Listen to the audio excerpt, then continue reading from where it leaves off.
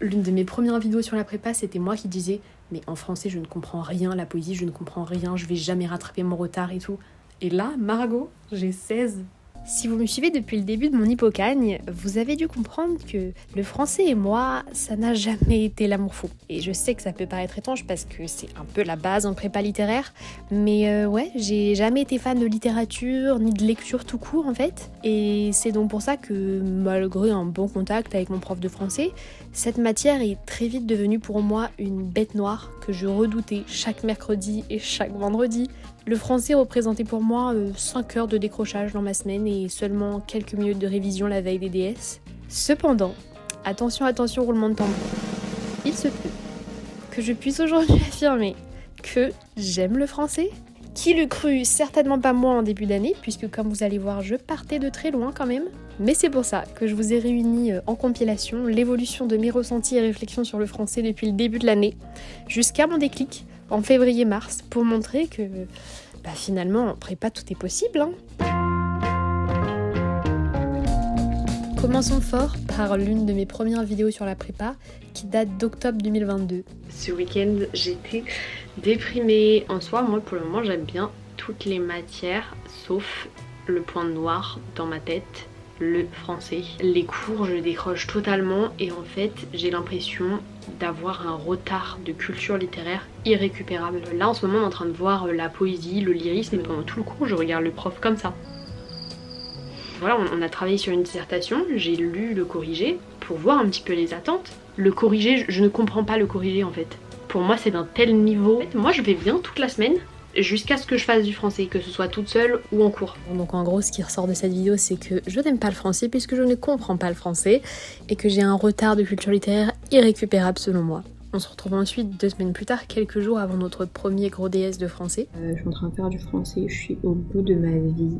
Vraiment, genre, le français, c'est horrible. J'arrive pas à m'y intéresser, en fait, je comprends pas, c'est... Vraiment, en fait, j'ai pas envie d'aller en épreuve demain. C'est pas que ça me stresse, c'est juste qu'en fait, j'ai l'impression que je vais passer, genre, 5 heures à rien écrire parce que j'ai rien à dire, parce que je comprends rien. Mais comme je vais pas non plus rien écrire, je vais me creuser la tête pendant 5 heures et je vais me dire punaise, j'ai rien à dire et tout. Triste vie quoi. Bon, on peut le dire clairement, ça a été mon premier gros moment de panique et de stress de ma première année de prépa. Je me retrouve la veille de l'examen et je me dis mais je connais rien, je vais rien pouvoir écrire, j'aime pas, je comprends pas, qu'est-ce que je fais là, je vais arrêter. Vraiment, premier gros moment de doute de l'année. Bon, finalement j'ai fait au mieux. J'ai réussi quand même à écrire 6 pages plus le début d'une 7ème. Je crois qu'il a dit qu'il mettrait pas en dessous de 4, donc je serais contente, je considérerais avoir réussi l'épreuve si j'ai 8. Donc en gros, selon moi, c'est un peu nul, mais j'ai fait de mon mieux et c'est le plus important. Et là, surprise, j'ai eu 12 en français. Donc les notes allaient de 4 à 16, il me semble, et il a dit qu'il y avait une quinzaine de copies qui étaient au-dessus de la moyenne, je crois. Une analyse très rapide et à préciser encore, votre développement est assez bien mené et votre exemplier est satisfaisant, mais à développer en partie 3. Il faut encore étoffer l'ensemble et renouer le lien, le lien avec le sujet, avec ce sujet. Je ne saurais jamais expliquer cette note. Je sais pas vraiment ce qui a fait que j'ai eu une si bonne note. Peut-être que j'ai compris l'exercice alors que les autres moins, parce que je ne comprenais pas en cours.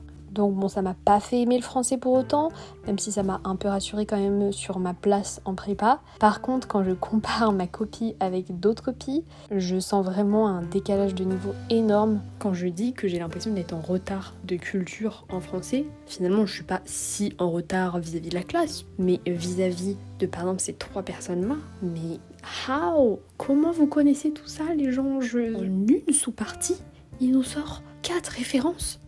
Mais moi, j'ai à peine réussi à caler un exemple par sous-partie. Mais jamais j'aurai le temps d'approfondir toutes ces références. Et moi, il faut que je les approfondisse. Eux, ils les ont déjà assimilées.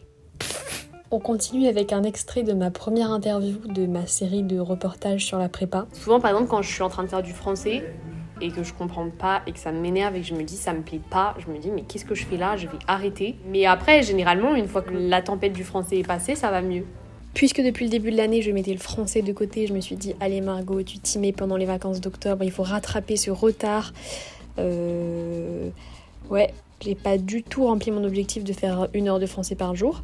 Mais en le travaillant un petit peu de mon côté, j'ai commencé à me rendre compte que ça pouvait m'intéresser en fait. En 1 heure, j'ai que fait des recherches sur l'autre Clermont et j'ai commencé sur la Martinique. C'est très intéressant. Vraiment, si j'arrive à faire ça toutes les vacances, franchement, ça m'intéresse.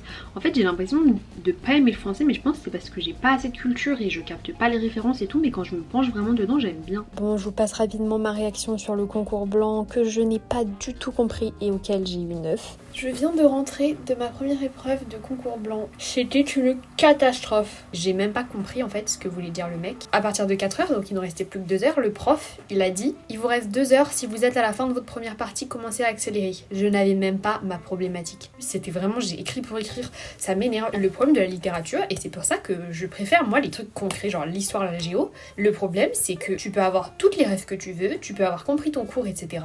Imagine, tu comprends pas le truc le jour du concours, tu fais comment ? 9 sur 20. L'introduction expose assez bien les enjeux du sujet, mais attention à distinguer la poésie de une poésie, parce que le sujet c'était toute une poésie, et il m'a dit qu'il faut bien distinguer qu'il parle d'une poésie et pas de la poésie. Ensuite, le plan doit être repensé et réarticulé. Votre développement est clairement écrit et assez bien exemplifié. Mais la partie 3 est trop peu articulée au sujet.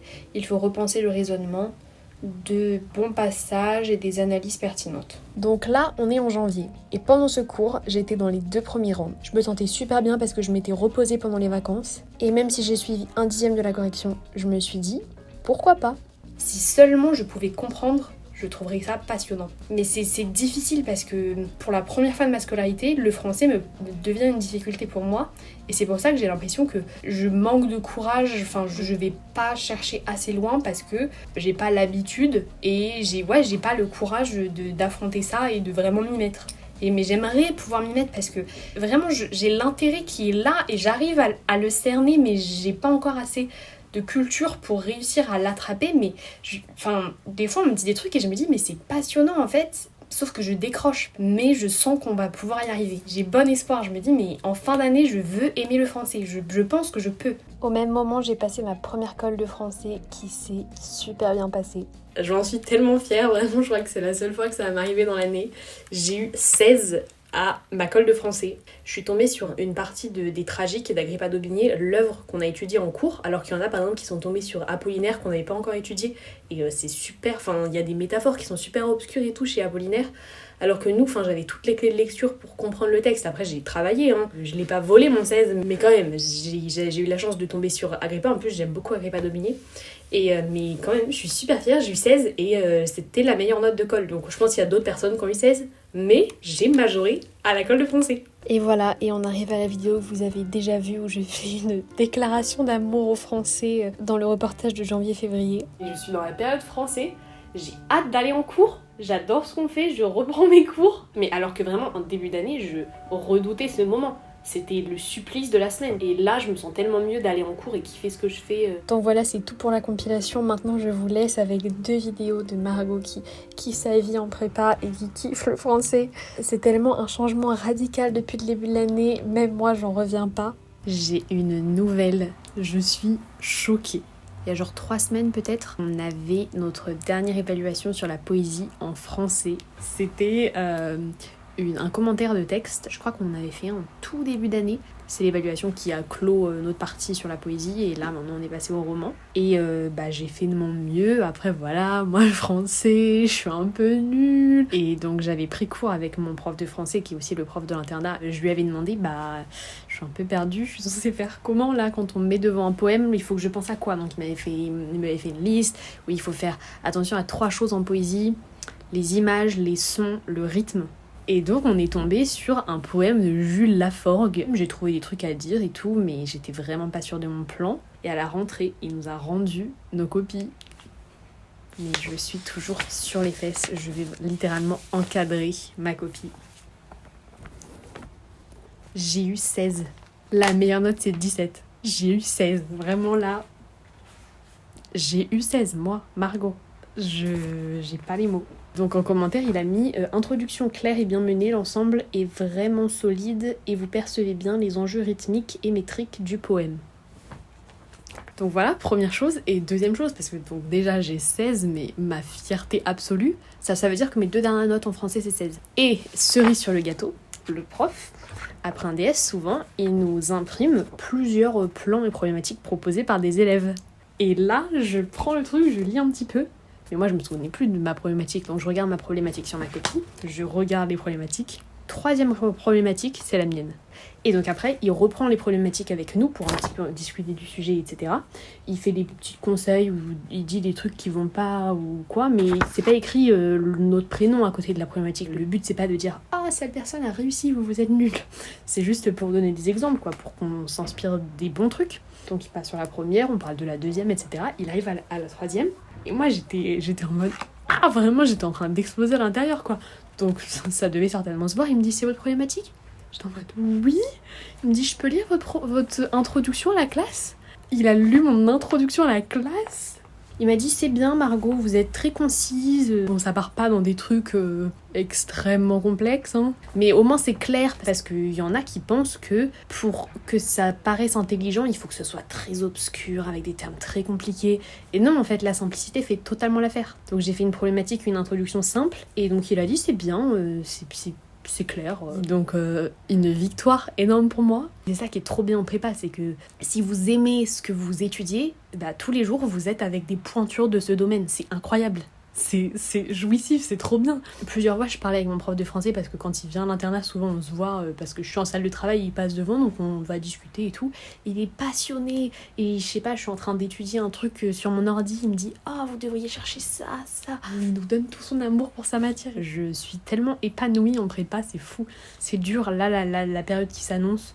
Mars-avril va être extrêmement tendue. Beaucoup de fatigue, je pense. Mais d'un autre côté, c'est trop bien. J'adore. À aucun moment, je regrette d'être venue là, quoi. On est en train de commencer la période sur le roman, donc je pense que ça va beaucoup me plaire. On verra, vous verrez dans les prochaines vidéos. Je viens de passer ma 2e colle de français. C'était sur un extrait de Proust. Ça s'est super bien passé. Je vise 14. Il m'a dit que j'avais tout dit, je vais vous lire. Ah, j'allais dire je vais vous lire le passage, mais en fait j'ai oublié mon livre en salle de travail, donc non, vous n'aurez pas l'extrait. J'ai fait quelques erreurs de grammaire, il m'a juste reprise à la fin. Donc je suis très contente, encore une réussite en français, vraiment. Si le français va bien dans ma vie, tout va bien dans ma vie. Mon prof était encore une fois adorable. On est mi-avril et j'ai 2 nouvelles notes à vous partager en français. Alors une excellente note et une un peu moins bonne. Je commence par laquelle ? Commençons par la moins bonne, comme ça on finit avec une petite note positive. Alors, on a eu notre 3e dissertation de français. Donc les 2 premières étaient sur la poésie, et là on a eu une 3e dissertation sur le roman. Donc nous pour le moment on a étudié La Chartreuse de Parme de Stendhal et on est en train d'étudier Du côté de chez Swann de Proust. Donc là c'était une dissertation sur œuvre, donc on savait que ce serait sur La Chartreuse de Parme de Stendhal. J'ai adoré ce livre, vraiment j'apprends à aimer la littérature cette année parce qu'on l'a travaillé sur la période de janvier-février et c'était une période super légère, donc j'ai vraiment pu m'investir dans le cours de français, lire ce qu'il nous demandait de lire, ce que je ne fais jamais habituellement parce que j'ai pas le temps. Et là comme par hasard quand on s'investit on aime, tiens c'est étonnant. Ce que j'ai particulièrement adoré, c'est en fait il nous envoie pas que des trucs théoriques, parfois il nous envoie un peu des trucs je sais pas, pour nous partager sa passion, et donc il nous avait envoyé les lettres que se sont envoyées Balzac et Stendhal, et j'ai adoré les lire parce que je trouve ça les humanisait vraiment. C'est pas juste 2 figures qui écrivent des mots sur une page, c'est des vrais humains, et il y a plusieurs versions de la réponse de Stendhal, comme nous quand je sais pas j'écris un mail important et je le fais relire à droite à gauche et je change les trucs, et là on pouvait lire les différents changements, enfin je sais pas, ça les humanisait vraiment et ça les rendait tellement plus concrets et plus passionnants. On se dit que c'est vraiment des génies qui créent un monde dans leur œuvre, et je trouve ça... Bref, j'adore. Ça paraît peut-être évident à tout le monde, mais ça l'était tellement pas pour moi. Et là, j'ai vraiment adoré étudier La Chartreuse de Parme. Et donc, ensuite, on a eu les vacances de février. Et là, on a eu le DS il y a peut-être 3 semaines. Pour une fois, j'ai étudié. Enfin, j'invente pas. Genre, j'ai lu le livre, j'ai aimé, et je sais que je disais pas n'importe quoi, mais j'étais vraiment pas sûre de mon plan. Mais bref, j'arrête de laisser le suspense planer. J'ai eu 11. Donc, je suis contente en soi parce que la dernière fois, j'ai eu 9. Mais je reste déçue parce que la première fois, quand je m'investissais pas du tout, j'ai eu 12. Mais à la différence de d'habitude, là je comprends vraiment ce que je peux améliorer, je comprends ce qui n'allait pas, et en effet c'était mon plan qui était pas bien. Donc je vous lis le sujet. Donc c'était une citation de Michel Crouzet qui dit « Il est devenu traditionnel de définir Stendhal par des oppositions intérieures, Ironie et passion, conscience et rêverie, rien de plus vrai, mais il faut ajouter qu'en un certain point, s'esquisse une unité, une complétude proprement romantique. La passion amoureuse, ou plus profondément l'éros, au sens platonicien, a cette fonction d'unification. Donc il m'a mis un devoir bien écrit et clairement mené. Vous avez une bonne connaissance du roman, vous passez sous silence la question romantique et le plan pourrait être amélioré. Je sais plus vraiment ce que j'ai fait comme plan, faudrait que je relise ma copie, mais je déteste relire mes copies, mais faudrait que je le fasse avant le prochain DS. Parce que je me dis, je me suis tellement investie. Comment ça se fait qu'à ma première disserte de toute ma vie, j'ai eu 12 ? Alors que là, je sais ce qu'est une disserte, j'en ai déjà fait. Je me suis investie dans l'œuvre et j'ai eu 11. Après, ça reste bien. Les notes allaient jusqu'à 19. À quel moment ? Mais je vois quand même ma grande amélioration en français parce que le prof nous a envoyé les copies de 2 personnes qui ont fait d'excellentes copies, dont le 19 je crois. Enfin bien sûr, c'est super, la personne a eu 19, mais j'ai plus cette sensation que j'avais en début d'année quand j'avais lu les copies des majorants, en mode j'arriverai jamais à avoir ce niveau, ils sont tellement bons et tout. Enfin oui, c'est super ce qu'ils ont écrit, mais je trouve ça accessible. Je me dis, ok, moi j'ai pas réussi à faire ça et je vise pas à avoir 19, mais ça me paraît pas sorcier alors qu'en début d'année c'était le cas. Donc voilà pour ma note de français. Et ensuite, la meilleure note pour la fin. Je vous ai parlé de ma colle de français sur Proust. Je vais vous lire l'extrait parce que cette fois-ci j'ai mon livre. On avait bien inventé, pour me distraire les soirs où on me trouvait l'air trop malheureux, de me donner une lanterne magique dont, en attendant l'heure du dîner, on coiffait ma lampe. Et à l'instar des premiers architectes et maîtres verriers de l'âge gothique, elle substituait à l'opacité des murs d'impalpables irisations, de surnaturelles apparitions multicolores, où des légendes étaient peintes comme dans un vitrail vacillant et momentané. Mais ma tristesse n'en était qu'accrue, parce que rien que le changement d'éclairage détruisait l'habitude que j'avais de ma chambre, et grâce à quoi, sauf le supplice du coucher, elle m'était devenue supportable. Maintenant je ne la reconnaissais plus et j'y étais inquiet, comme dans une chambre d'hôtel ou de chalet où je fusse arrivé pour la première fois en descendant de chemin de fer. Au pas saccadé de son cheval, Golo, plein d'un affreux dessin, sortait de la petite forêt triangulaire qui veloutait d'un vert sombre la pente d'une colline et s'avançait en tressautant vers le château de la pauvre Geneviève de Brabant. Ce château était coupé selon une ligne courbe qui n'était autre que la limite d'un des ovales de verre ménagés dans le châssis qu'on glissait entre les coulisses de la lanterne. Donc j'ai dû faire une lecture linéaire de cet extrait. Et donc le prof il m'avait dit que j'avais tout dit et tout, j'avais dit que je visais 14 et j'ai eu 17. J'ai pas les mots en fait. 17. La dernière fois j'ai eu 16, j'étais en mode j'arriverai jamais à faire mieux mais c'est trop bien et tout. 17. C'est incroyable. Je suis super contente. Après c'est vrai que je passe beaucoup de temps sur mes cols de français et je pense pas que je serais capable de faire ça en 1 heure ou 1h30, je sais plus combien de temps on fait la préparation vraiment aux vrais oraux. Mais quand même avec beaucoup de travail, j'avais lu beaucoup de trucs, des analyses de la lanterne magique parce que c'est un motif très important de Combray, enfin dans Du côté de chez Swann. Et il faut que je continue de lire Du côté de chez Swann, je suis loin d'avoir fini. Il y a les vacances entre temps mais j'ai bientôt mon concours blanc de français. Et ce sera sur le roman en général, je crois, je suis en PLS là par contre, mais bon, on verra ce que ça donne.